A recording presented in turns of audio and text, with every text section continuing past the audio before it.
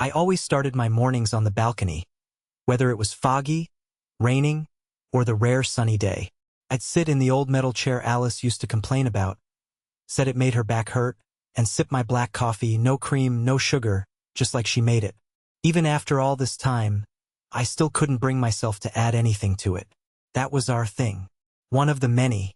My name is Miles Keating. I'm 67 years old. Retired machinist. I live alone now in a modest second-floor apartment in Eugene, Oregon.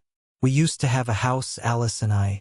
We lived in a small logging town outside Roseburg when we first got married, back in the 70s. The whole place smelled like wet bark and pine needles year-round. It was the kind of town where everybody knew your name, and most of them knew your business, too. Alice and I met at the general store where she worked the register. She was all dimples and sarcasm. First time I asked her out, she told me to come back when I stopped smelling like grease and desperation. I showed up the next day in a clean shirt and fresh aftershave. She still said no, but smiled when she did. That was all the encouragement I needed. We had our boy, Nathan, 5 years into the marriage. God, that kid was something.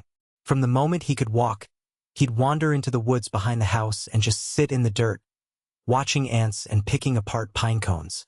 Told us when he was 9 that he wanted to study trees for a living. Became a forest ecologist just like he said. First in the family to go to college. I remember Alice crying when he got his master's degree. She wore that same blue blouse she always saved for special occasions, the one with the little white buttons. When Alice got sick, lung cancer, even though she never smoked, everything stopped. She was gone within 8 months. That was 5 years ago. Nathan was my lifeline after that. He called every evening, visited every Sunday. We'd go to the diner off Route 99 and order the same thing every time. 2 meatloafs, 1 slice of pie. Said it made him feel like a kid again. He kept nudging me to get out more, whatever that meant. He even signed me up for some senior book club downtown. I never went. I told him I was fine being by myself. Solitude didn't bother me. Not like it did other people. Then came Clara Renshaw. She was all energy, the kind of person who talked with her hands and smiled a second too long. Nathan met her at some conference, brought her by for dinner one night. She called herself a wellness consultant, whatever that is, and kept referring to everything as energetically aligned. I didn't like her from the start. There was something too polished, too rehearsed about her. But Nathan lit up around her like a teenager. And that mattered more to me than whatever bad feeling I couldn't shake. Back then, I didn't know how much would change. How fast. They got married on a drizzly Saturday afternoon at the university's botanical garden. I wore the same charcoal suit I wore to Alice's funeral. Not by choice, just didn't see the point in buying another. Nathan looked sharp, nervous in a way I hadn't seen since his thesis defense. Clara floated down the aisle like she owned the air itself, draped in gauzy linen and chanting something under her breath before the vows. Grounding her spirit, someone whispered beside me. I just nodded. After the ceremony, Nathan pulled me aside. He looked so happy, like he was finally building a life that fit the blueprint in his head. We've been thinking, he said, squeezing my shoulder. Instead of looking for a place, Clara thinks it makes sense for us to move in with you, just for a while. Move in with me? I repeated, trying to keep my voice even. It's just logical, Dad. The house is half empty. It's better for the planet, too, fewer resources. Clara says shared space builds stronger bonds. I didn't argue. I wanted him to be happy. Maybe part of me believed it could even be good, meals together, a full house again. But it wasn't long before things changed. First, it was little things. Clara brought her plants. Dozens of them. Succulents, vines, lavender in mason jars. They filled the windows, blocked the light. Then came the crystals, quartz and amethyst clusters on every shelf, and the incense, thick and herbal, always burning. You might want to crack a window, I said one morning, coughing in the living room. Clara smiled like I was a slow child. Sage clears stagnant energy, Miles. You'll get used to it. She converted the den into her healing room, said she needed it for virtual consultations. Clients needed calm, silence, an energetically protected space. That meant no TV during the day, no walking through the hallway, no boiling the kettle. I found myself creeping around my own house like I was the one visiting. Nathan didn't notice. Or maybe he didn't want to. He was always gone. Research site work, meetings, writing grants, and when he came home, Clara met him with herbal tea and back rubs and that voice she used, the one that sounded like a preschool teacher soothing a tantrum. "I barely see you anymore," Nathan said to me one night. "Everything okay?" I nodded, even though my meals were now eaten in the garage or on the back porch, even though Clara had gently suggested, I leave my tools in the shed instead of the kitchen, for a more balanced aesthetic. Still, I tried. I told myself it was just an adjustment. Then came the paperwork. Clara brought it up over chamomile tea. Said it would be more secure if the house was in Nathan's name. Less red tape if anything happened to me, more aligned with our family values. Nathan looked uncomfortable, but Clara smiled and squeezed my arm. "We just want to be good stewards of this place, Miles. We're not changing anything. You'll always live here." I said yes, but only after Gregory Fallon, our old family lawyer, wrote in a clause, "Life estate, my right to live in the home until I passed." It made sense, I thought. I trusted Nathan. But after I signed the papers, Clara's tone shifted. Subtly at first. The kitchen became her space. The mail started arriving with Renshaw Keating household printed on it. She began referring to the house as ours and, eventually, just mine. I kept quiet, but every night, sitting alone in the garage with my dinner on a paper plate, I wondered how much of my home was left to me at all. It happened on a Thursday. I remember because I'd just come back from the pharmacy. Needed something for my joints, nothing urgent. There was a message on the answering machine when I got home. A woman's voice, trembling, unfamiliar. "Mr. Keating, this is Dr. Sarah Edmonds from the Forest Service. I'm sorry to be the one to tell you this, but your son, Nathan, he collapsed during fieldwork today. It was sudden. Cardiac arrest. They tried everything, but he didn't make it. I'm so sorry." I stood there with the phone still in my hand long after the message ended. Everything else around me disappeared.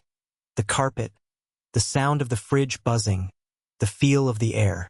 It was like falling off a cliff and never hitting bottom. Nathan was 36, healthy, strong. He'd just gone in for a physical the month before. They told him he had the heart rate of a teenager. I called Clara. She didn't answer. I tried again. Still nothing. Eventually, I left a message. I heard. I'm here if you need anything." She didn't call back.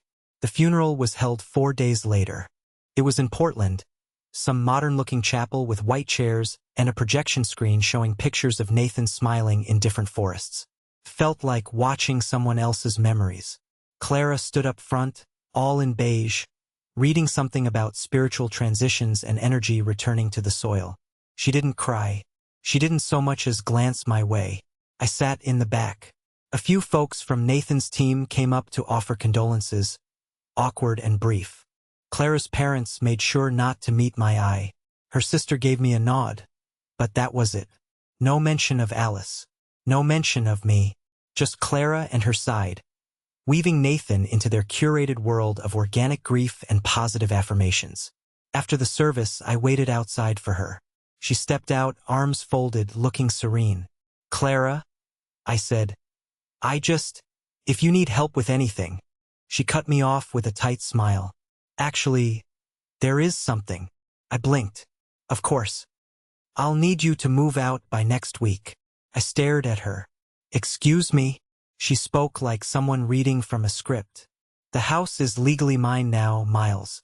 Nathan and I were married. And the life estate clause?" She waved a hand. "It's not enforceable.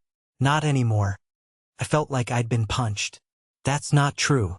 Gregory, you can fight it if you want," she said, tilting her head. "But I don't think you have the energy for that. Or the money." She smiled again, that same polished expression she wore when we first met. "I'll give you 7 days. Out of respect." She walked away before I could respond. That night I started packing. Not everything, Just the things I couldn't bear to lose. Alice's locket. Nathan's baby shoes, still in the box under the bed. The black and white photo of the three of us on his first camping trip. I wrapped each item carefully and placed it into the cardboard boxes one by one. I didn't know where I was going. I didn't care. I just needed to hold on to what was left. And that's when I found it. Tucked behind the old family Bible in the top dresser drawer. A plain manila envelope. My name in Nathan's handwriting. On the front, 3 words. Open if necessary. I sat down on the edge of the bed. My hands shook as I opened the flap. Inside was a letter. And a name. Gregory Fallon. Underneath, a line that stopped my breath cold. Dad, if Clara turns on you, call Gregory. He knows what to do. I stared at the letter for a long time, barely breathing. Nathan saw it coming. He knew. And even in death, he was still trying to protect me. The next morning, I called the number written at the bottom of Nathan's note. Gregory Fallon, our old family lawyer. I hadn't seen Gregory in years, not since Alice's estate. He sounded the same over the phone. Brisk but kind. Come in this afternoon, he said. Bring the letter. His office hadn't changed much. Same framed diplomas, same dented filing cabinets. Gregory stood when I walked in, shook my hand with both of his, then gestured toward a worn leather chair. I'm sorry, Miles, he said, voice low. Nathan was a good man. He was, I said.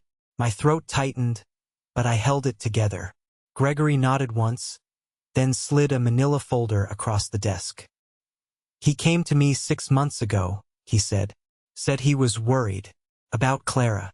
About how things might go if he wasn't around. I blinked. He said that. He did.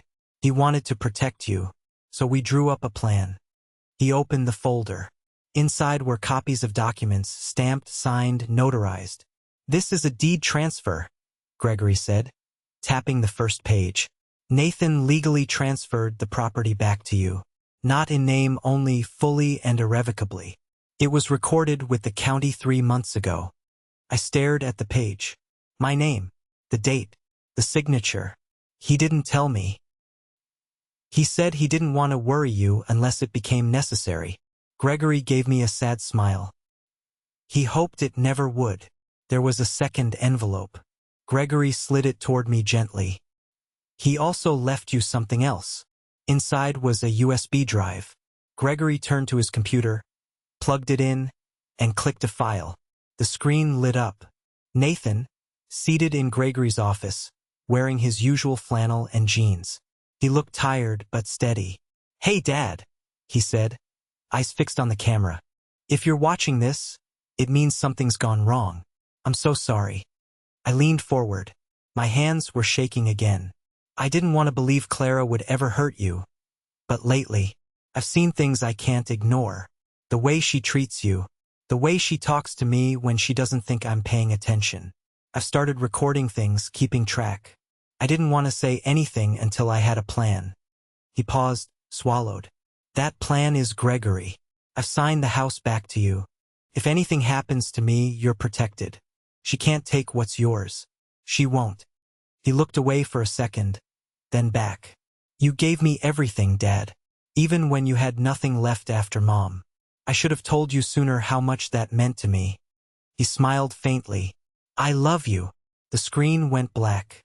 Gregory clicked the monitor off and gave me a moment. I sat there in silence, trying not to break. I know this is a lot, he said softly.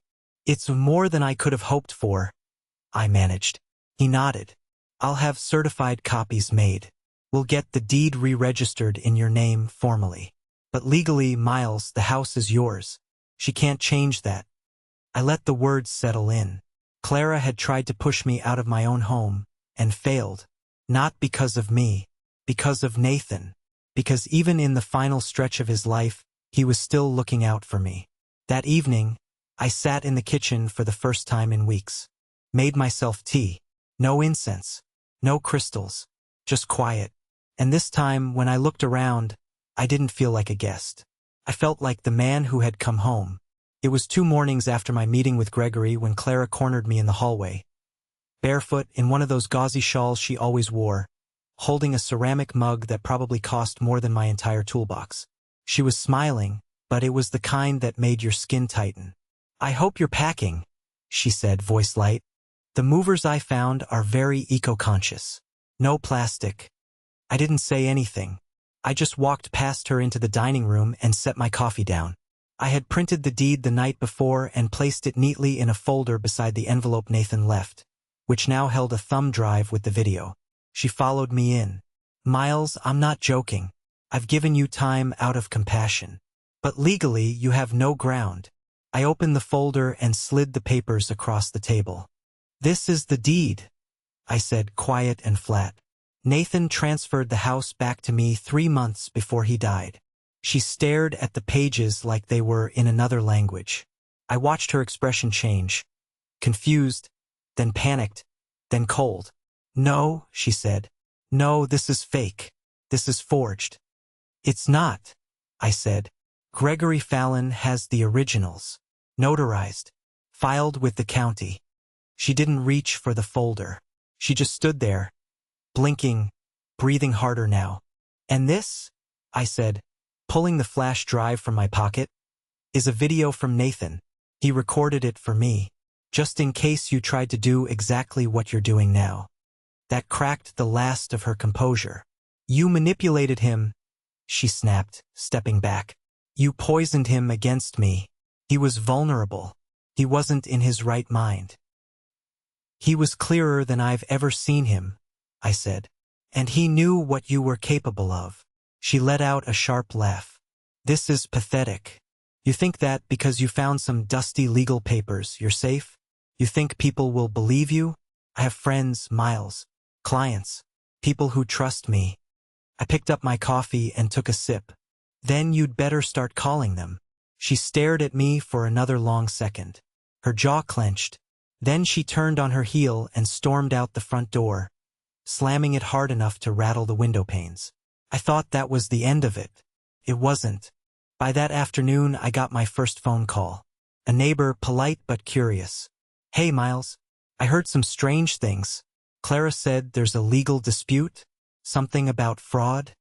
Then came another, someone from church. Then the guy who ran the hardware store. Clara was telling everyone I had forged the deed. That Nathan had been sick, confused. That I'd tricked him, pressured him into signing everything over. By the end of the week, even my barber asked if I was doing okay with the legal trouble. I kept quiet. Gregory told me to, but it burned. Every look, every awkward pause when someone asked how I was holding up and then quickly changed the subject. Then, on the 5th day, it arrived. A letter from a law firm out of Bend. Clara's. Notice of challenge to deed transfer. She was suing, alleging fraud, mental incapacity, coercion. I sat on the edge of my bed, the envelope in my lap, staring out the window. For a while, all I could think about was Alice. What she'd say, what she'd do. And then, slowly, I folded the letter, slid it back in its envelope and set it aside. Let her try. Let them all talk. Nathan had left me everything I needed. And I wasn't leaving this house. Not now. Not ever. Gregory called the day after Clara's lawsuit arrived. I could hear the rustle of papers through the phone. "She's coming after this hard," he said.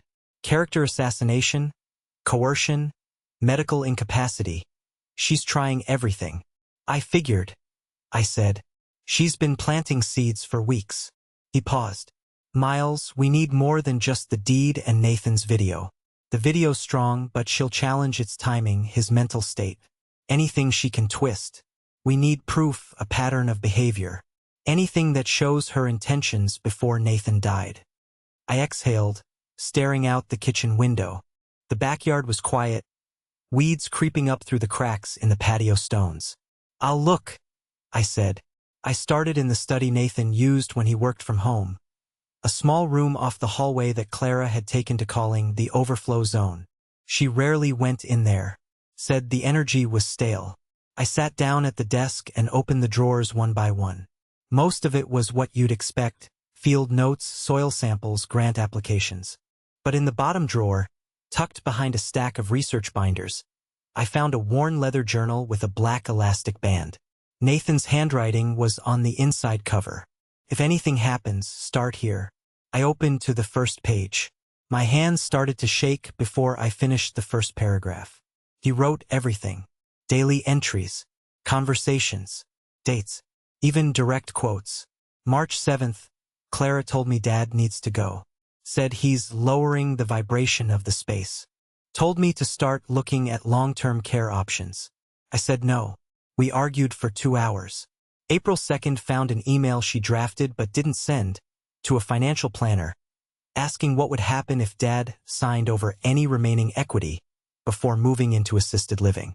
May 18th, she wants to move her wellness business into the house full-time. Said it would be ideal if Dad weren't here by then. I flipped through the pages, my heart pounding. Toward the back of the journal, I found a handwritten inventory. Flash drive in red file box. Closet. Under sleeping bag. Backups on laptop and cloud. Includes audio files and transcripts. I went straight to the hall closet and pulled out the old camping gear. Tucked beneath the sleeping bag was a slim red folder. Inside, wrapped in a Ziploc bag, was a flash drive. When I plugged it into my laptop, I found folders labeled by month. Inside were documents, spreadsheets, screenshots of emails. One file just said audio. The recordings were short, some just a few minutes, but enough to catch Clara's tone when she thought no one was listening. One in particular froze my blood. If he gets in the way, we move him. He has no power here. I don't care how long he's been in this house. Legally, it's ours. Once Nathan finalizes the name change, it'll be done. The old man can go live in a nursing home and talk to himself all day. I listened to that line twice, then a third time. I sat there in the dark, the laptop glowing in front of me, the air too quiet. Gregory called back that night. I have something, I told him. How much something? A lot, I said. Enough to make her wish she'd never come near this family. The next morning I made copies. Multiple backups. One for Gregory. One in a lockbox at the bank. One mailed to my cousin in Idaho just in case. Then I called Jonas, Nathan's closest friend, former research partner. He met me at a coffee shop near campus, nervous but eager to help. I always felt weird about Clara, he said, stirring his tea. Nathan didn't tell me much toward the end, but the last time we talked, he said he was planning to leave her. He was worried about you. He said he didn't like how she was treating you. Did he say anything specific? Jonas nodded. He said, I'm setting things up so Dad won't be vulnerable when this goes sideways. I didn't know what he meant. I do now. I shook his hand before I left. You may be asked to testify. I'll be there, he said. By the time I got home, Gregory had already filed the response to the suit. Clara would see it soon. She thought I was just an old man with a dead son and no fight left in me. She had no idea what Nathan left behind. And I had no intention of backing down. The courthouse smelled like coffee and cleaning fluid. Gregory and I sat at the long table in the front, papers stacked neatly in front of us.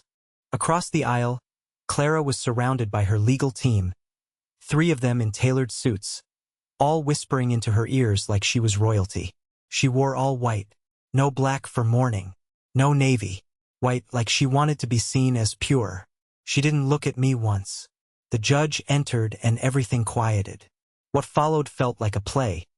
Rehearsed lines, dramatic sighs, stage lighting through the windows. Clara's attorneys painted her as a devastated widow harassed by a bitter, controlling father-in-law. They called me resentful. They said I was emotionally unstable after losing his wife and son, that I'd manipulated Nathan while he was vulnerable and overworked. One lawyer even used the word elder abuse in reverse. She's accusing you of coercing him, Gregory whispered, flipping through a file. Just wait. Their side brought in a so-called character expert, a friend of Clara's from her wellness retreat circle, who said Nathan was always anxious around his father and questioned his father's judgment constantly. It was absurd, but they kept going. Gregory didn't interrupt. He didn't object much. He let them build it all up, let them dig the hole deeper. Then it was our turn. First, Jonas. Calm, steady. A scientist through and through. I had known Nathan for 13 years. We co-authored papers. We did fieldwork together. He was sharp, rational, and in the last year, increasingly afraid of his wife. He described late-night phone calls, conversations on long car rides. He told me he was transferring the house back to his dad. He said Clara was manipulating him, isolating him from his father. He told me directly, "If something happens to me, I need my dad to be safe." Then came Dr. Mathis, Nathan's primary care physician, who confirmed Nathan had no mental health conditions, no medication, no signs of diminished capacity. And finally, Gregory queued up the video. I'd already watched it 3 times. I braced myself. The courtroom went still. Nathan appeared on the screen, seated in Gregory's office. His voice filled the room. "If you're watching this, Dad, then you're probably dealing with Clara. I'm sorry. I really am. But I've seen too much now to ignore it. She's controlling, and worse, she's targeting you. This house is supposed to be your home. I'm making sure it stays that way." He laid it all out. The decision to transfer the deed. The motive. The warnings. When it ended, the judge leaned forward. Clara sat motionless. Even her attorneys looked uncomfortable. But Gregory wasn't done. He introduced the journal, the flash drive, the recordings. The judge allowed them after brief objections. One by one they were played. Clara's own voice, on speaker. "He's old. He doesn't belong here. Once Nathan signs the papers, I can do whatever I want." Gasps echoed across the courtroom. Even the bailiff raised an eyebrow. Clara's lead attorney stood up and asked for a recess. The judge allowed it, but the room already knew. 2 days later, back in court, Clara's lawyers tried to settle. Quietly, off the record, Gregory said no. The judge ruled in our favor. Fully. The deed stood. My ownership of the house was confirmed and recorded. Clara was ordered to pay court costs and cease all defamation or face sanctions. Outside the courthouse, cameras waited. Not news crews, neighbors, strangers, friends who had stopped calling. I didn't say much. I just looked at Clara as she walked by, head down, lawyer at her elbow. She finally glanced at me. For the first time since Nathan died, I didn't look away. She had tried to rewrite history, but Nathan had written his own ending. And the truth, every hard, painful part of it, had spoken louder than any lie. It was 4 days after the court ruling. The house had never felt so quiet, and for once, the silence wasn't heavy. No legal letters, no neighbors whispering, no Clara. I had installed a security system the week before the trial. Gregory had gently suggested it just in case. Cameras on every corner of the house, motion sensors near the garage, an alert system that sent video straight to my phone. I didn't think I'd need it. Then, at 2:13 a.m. on a Thursday, my phone buzzed. I sat up in bed, heart thudding. Motion detected, garage door. I clicked the video feed. There she was, Clara, dressed in black, hair pulled back, gloved hands tugging at the handle of the side door like she was trying to pry it open without waking the dead. She moved quickly, with purpose, not like someone sneaking in for sentimental reasons. No, this was a mission. I watched as she pulled something from her bag, a crowbar. She forced the door open and slipped inside. I called the police. The dispatcher kept me calm. "Do not confront the intruder, sir. Officers are en route." I stayed in my bedroom, the phone tight against my ear, heart racing. The cameras showed her inside now, in the study. She rifled through drawers, knocking books over, tossing aside papers, clearly looking for something. She was after Nathan's files. The same files that had already been copied and locked away. What she didn't know was that the originals were no longer in the house. The officers arrived less than 10 minutes later. I watched from the upstairs window as they entered, flashlights cutting through the dark. They found her in the study, crouched by the filing cabinet, still pulling folders out like she was on a scavenger hunt. She didn't fight. She didn't cry. She didn't even speak until they cuffed her. "Tell them it's my house," she shouted as they led her outside. He stole it. That old man stole it. But this time, no one listened. The officers asked me if I wanted to press charges. I do, I said. Fully. They nodded. She's being charged with trespassing and attempted destruction of property. We'll get the formal statement tomorrow. Gregory filed the footage the next morning as part of the final court package. He barely contained his satisfaction. Her credibility's gone, he said. This cements it. Anyone still defending her won't have a leg to stand on. Clara's attorneys sent a letter that afternoon. Not an apology, not an explanation, a request. Our client is willing to forego any further action in exchange for the dismissal of criminal charges. This includes public retraction of prior claims. I didn't respond right away. I let it sit on the counter next to the empty teacup Nathan used to drink from when he visited. Then I wrote back, "No deal. Let her stand trial like the rest of us." When the news got out, the neighborhood turned quiet again, but in a different way. This time, no one questioned my story. This time, the silence felt like peace. The house sat quiet for a long time after everything ended. Not heavy like before. Not with Clara's presence still echoing in the walls, but empty. Restful. Still. The kind of quiet that invites a person to think about what's next. Took me a couple weeks to admit it, even to myself, but I was tired of being alone in it. Nathan had loved this house. Not just because it was home, but because it backed up to that little patch of woods. The old pine trees, the tangled blackberry bushes, the birds. He used to say it was the best place to listen to the world breathe. I figured maybe it was time I filled the place with people who'd hear that too. I called the local university and asked to speak to someone in the environmental science department. They put me in touch with a professor who knew Nathan's work. Knew Nathan, in fact. Said he'd spoken at a conference just before he passed. I told him my idea. Turn the upstairs into affordable housing for students studying ecology, forestry, environmental engineering. Just 3 rooms, furnished. Low rent. No nonsense. In exchange, I wanted tenants who respected the space and maybe, just maybe, cared about what Nathan cared about. He got back to me in less than a week with names. The renovations weren't too much. Mostly cosmetic, new paint, cleaned carpets, some electrical upgrades. I left Nathan's office as it was, but turned the guest room into a shared study with a couple desks and a big window. I didn't touch the backyard. That part already felt like it belonged to something older. By the end of September, I had 3 tenants. Noel was the first to move in. Tall, wiry kid with a mess of curls and a beat-up backpack covered in conservation patches. He told me he'd read every paper Nathan ever published. He was why I got into forest policy, he said, standing in the hallway with a stack of books under one arm. I didn't know he lived here. He did, I said, my voice catching for a moment. This was his home. The other 2, Lila and Mateo, were quieter but just as driven. Lila wanted to work in wildfire prevention.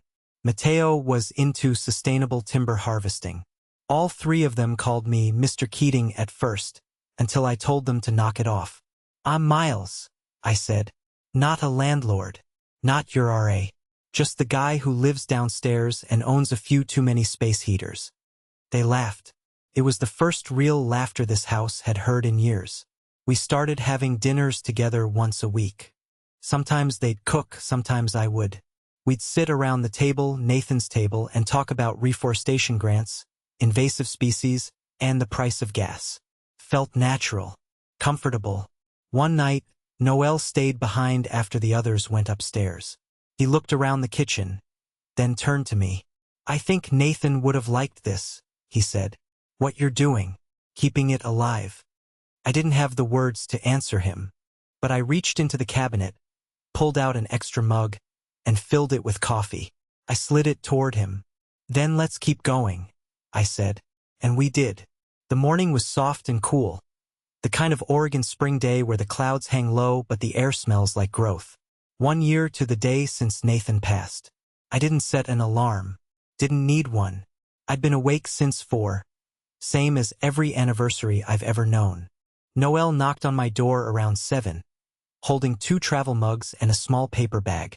Hot coffee, he said, and bear claws. I smiled. Nathan's favorite. He nodded and followed me to the truck. We didn't talk much on the drive. Just listened to the trees lining the road and the occasional low crackle of the radio trying to find a station. We reached the cemetery just outside town, the one tucked behind the big oak grove where Alice's plot was too. I had packed a small shovel in the back seat and a box with 3 tiny saplings. Douglas fir. Nathan used to say planting a tree was the only true way to talk back to time. At the gravesite, we stood quiet for a while. His stone was simple, just his name, dates, and a line underneath that always made my throat catch. He listened more than he spoke, and the forest listened back. Noel was the one who finally broke the silence. "We miss you, Nathan. Every day." He knelt and placed his palm on the ground beside the headstone. Then he looked at me. "Ready?" I nodded. Together we dug 3 holes around the edge of the grave. Not too close, not too far. Noel planted the first tree in Nathan's name. I planted the second for Alice. The third was for whoever each of us had lost that we didn't have the words for. Noel said a girl named Bree, a classmate gone too young. I didn't ask questions. We didn't need to.